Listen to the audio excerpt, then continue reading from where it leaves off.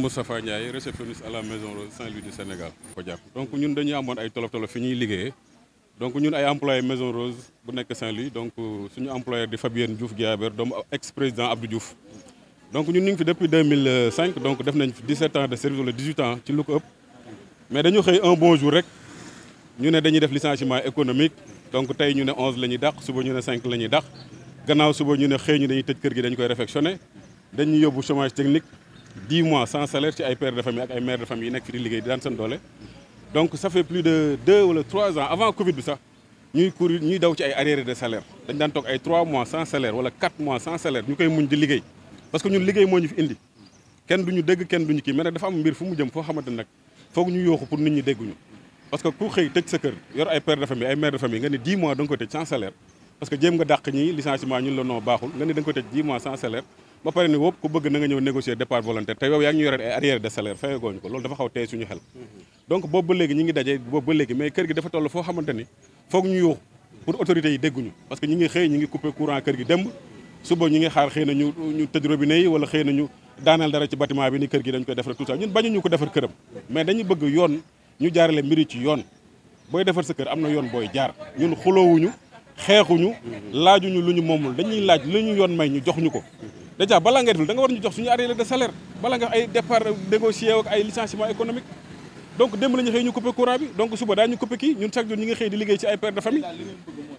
li ñu bëggoon daal mooy solution mooy autorités yi dégguñu ci journée internationale du tourisme bi ministre du tourisme en premier lieu beneen bi président Macky Sall parce que ñun tam ci réew mi lañ bokk dañ fi nekk bañ fi nekk ay xale yu ndaw la ñu woon indi suñu ñàkk indi ko fii bañ ŋàcc ñu ba ñuy bëgg a jeex ñu xëy bëgguñu football bu ñu bëggee football ci licenciement économique ñu ne loolu ça ne marche pas ñu xëy ñu indi ñu ay chômage technique 10 mois sans salaire foo ko mës a gis foo ko mës a gis ban père de famille mooy mën toog loolu ban employeur yow nit ñi la liggéeyal pendant des années nga xëy bëgg leen yóbbu 10 mois sans salaire loolu mooy dama leen di dàq ci pet donc ñun daal li ñu bëgg yoon def li mu war a def te lépp ñu ngi ko teg ci kaw loxo suñu syndicaliste bu baax bi di Talam Fall ñu bokk ci FGTS donc boobu ba léegi mi ñuy taxaw donc ñun daal lépp bàyyi nañ ko ci loxom ñu daal fu mu ñu xoolal foofu la ñuy xool ñi ngi sant ñëpp di gërëm ñëpp. Talam Fall, secrétaire général de la Fédération générale des travailleurs du Sénégal. Vous êtes venu donc apporter assistance aux travailleurs de la Maison Rose. Comme vous le savez,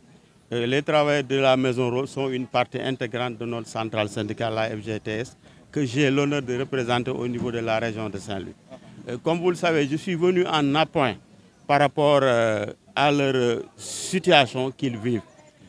C'est des travailleurs qui ils ont fait 10 ans, qui 15 ans, 20 ans, ils se sont réveillés un beau jour et l'employeur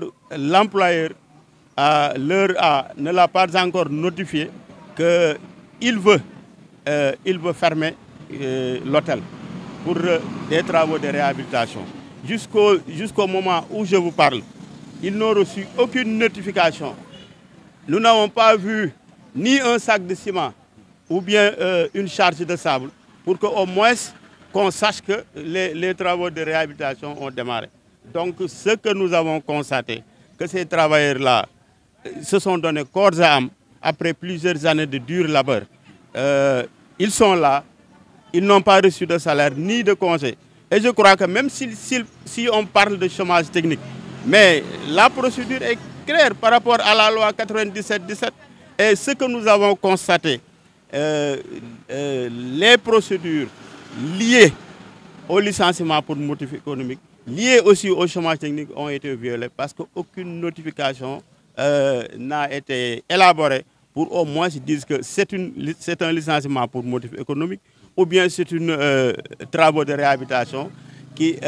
induit qu'il y a suspension de contrat. C'est la raison pour laquelle les travailleurs ont fait